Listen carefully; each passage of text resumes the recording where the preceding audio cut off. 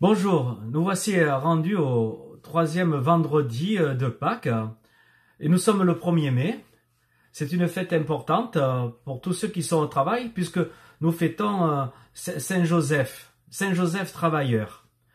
Et nous nous mettons à l'écoute de Saint Jean, de l'évangéliste Jean dans ce chapitre 6. C'est pratiquement la fin de ce chapitre que je vous avais invité à lire en continu au cours de cette semaine. En ce temps-là, les Juifs se querellaient entre eux. Comment celui-là peut-il nous donner sa chair à manger? Jésus leur dit alors, Amen, Amen, je vous le dis, si vous ne mangez pas la chair du Fils de l'homme, et si vous ne buvez pas son sang, vous n'avez pas la vie en vous. Celui qui mange ma chair et boit mon sang a la vie éternelle, et moi, je le ressusciterai au dernier jour. En effet, ma chair est la vraie nourriture, et mon sang est la vraie boisson. Celui qui mange ma chair et boit mon sang demeure en moi, et moi je demeure en lui. De même que le Père qui est vivant m'a envoyé, et que moi je vis par le Père, de même celui qui me mange, lui aussi vivra par moi. Tel est le pain qui est descendu du ciel. Il n'est pas comme celui que les pères ont mangé. Eux, ils sont morts. Celui qui mange ce pain vivra éternellement. Voilà ce que Jésus a dit alors qu'il enseignait à la synagogue de Capharnaüm. Qui mange ma chair et boit mon sang a la vie éternelle, et je le ressusciterai au dernier jour. Mes amis, à chaque Eucharistie, nous communions au Christ ressuscité vivant à jamais. Le corps du ressuscité devient en nous semence de vie divine. C'est finalement ce que Jésus dit à ses amis, ses disciples, lors de la dernière scène, à ce banquet céleste sur terre. Je ne boirai plus du fruit de la vigne jusqu'au jour où je boirai avec vous le vin nouveau dans le royaume de mon Père. C'est vers cette bienheureuse rencontre que nous allons. Prenant ce chemin d'espérance à la manière des disciples d'Emmaüs, Jésus les a rejoints dans leur tristesse et leur ouvre un passage qui les remet dans la vie et la joie, sur une route de résurrection qui les conduit à la maison du Père, notre Père, de son Père. Et la nourriture ne nous manquera pas.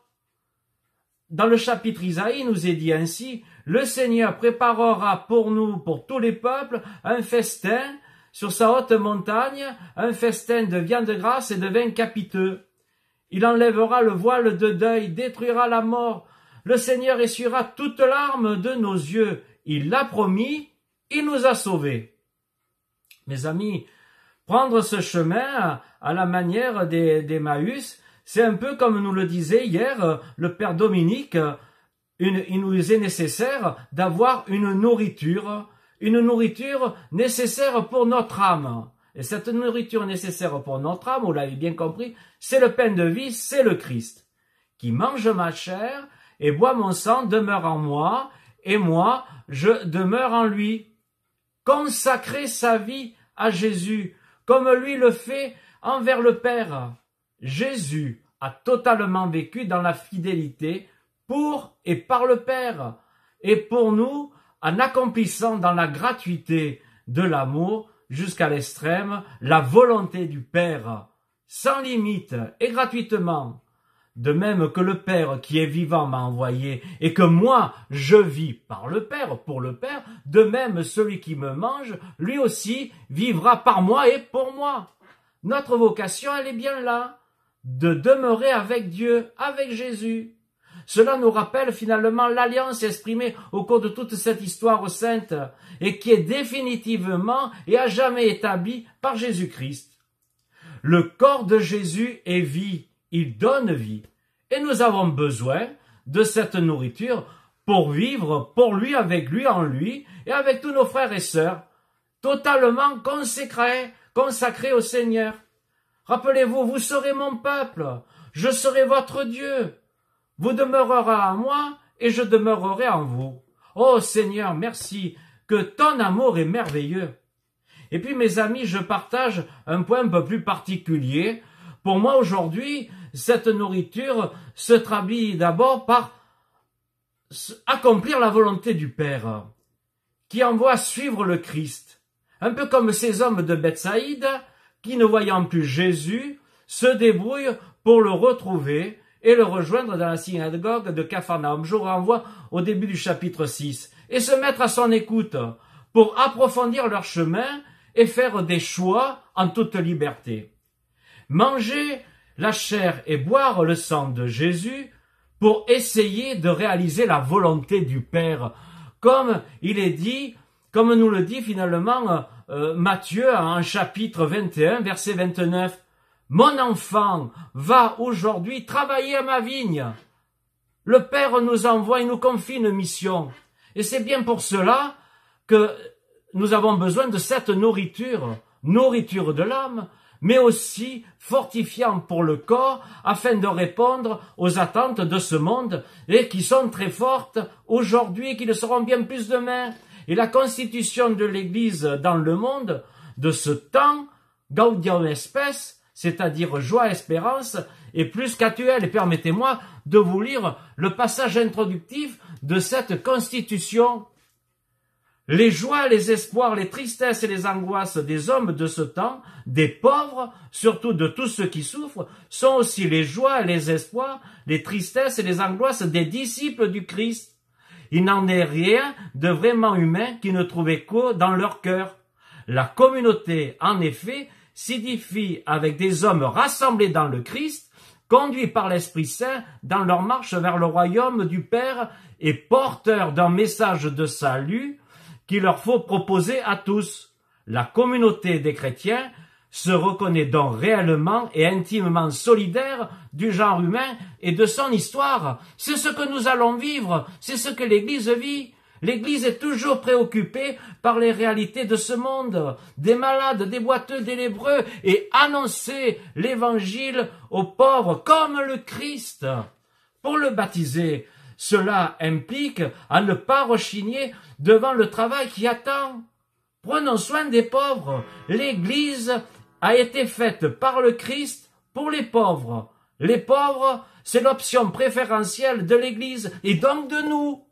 L'Église n'a jamais manqué à ses obligations grâce à ses enfants bien-aimés qui ne cessent d'aller à la rencontre des personnes en difficulté, des malades, des exclus, ceux qui se trouvent dans la solitude, le désarroi. Et aujourd'hui, je pense qu'il faut vraiment, pour ceux qui ne sont pas encore au travail de cette mission, à se préparer à retrousser les manches pour rejoindre le Christ sur l'autel du sacrifice, des souffrances des hommes. C'est là que se tient le Christ, où il s'offre et se donne en nourriture. Pour celui qui mange la chair et boit le sang du Seigneur, ça lui impose d'être et de faire comme Jésus, qui a donné sa vie pour ses amis, pour qu'ils aient la vie en plénitude. Et peut-être nous aurons le temps de méditer un peu plus cette parole qui, moi, me touche personnellement, au chapitre 2, en 2 Thessaloniciens, chapitre 3, verset 10 de Saint Paul. Si quelqu'un ne veut pas travailler, qu'il renonce à manger. Réfléchissons à cela. Mes amis, tous, nous avons cette grâce de recevoir une nourriture divine, la parole de Dieu et le pain et le vin consacré, qui deviennent la chair et le sang du Christ, et qui sont vie. Qui mange ce pain vivra éternellement. Alors chacun est unique et a reçu des dons variés, des dons spirituels. Mais chacun a cette responsabilité de les faire fructifier avec sa propre personnalité. Mais personne ne peut se dire pauvre qui n'ait rien à partager. Et ainsi, nous répondrons aux attentes du Père qui, comme Jésus, veut vivre en nous et qui nous envoie comme Jésus. Alors, demandons en ce jour à Saint Joseph travailleur, dont nous célébrons la fête, le soutien de sa prière, à cet homme de foi et de prière, rempli de sagesse divine, épris de justice, homme du silence et de l'action efficace. Saint Joseph a vérifié par son travail, sa proximité, à prendre soin de ce corps et de ce sang Jésus, qui lui était confié entre ses mains, qu'il a tant serré sur son cœur, ce que c'était que d'accomplir la volonté de Dieu. Et Marie, à ses côtés, a médité tout cela dans son cœur et l'a gardé dans son cœur. Alors mes amis, Saint Joseph, la fête de Saint Joseph, tout le mois de mai, c'est le mois de Marie. Tournons-nous vers eux et avec eux, demandons, Esprit Saint, prépare-nous à vivre une vie nouvelle, augmente en nous la charité. Amen. Voilà, que le Seigneur vous bénisse, qu'il vous garde dans sa paix et qu'il vous procure vraiment beaucoup de joie là où vous êtes, de le servir et de servir avec lui. Alors, à bientôt et continuons notre belle mission, tout en restant confinés encore quelque temps. On n'en a plus pour longtemps.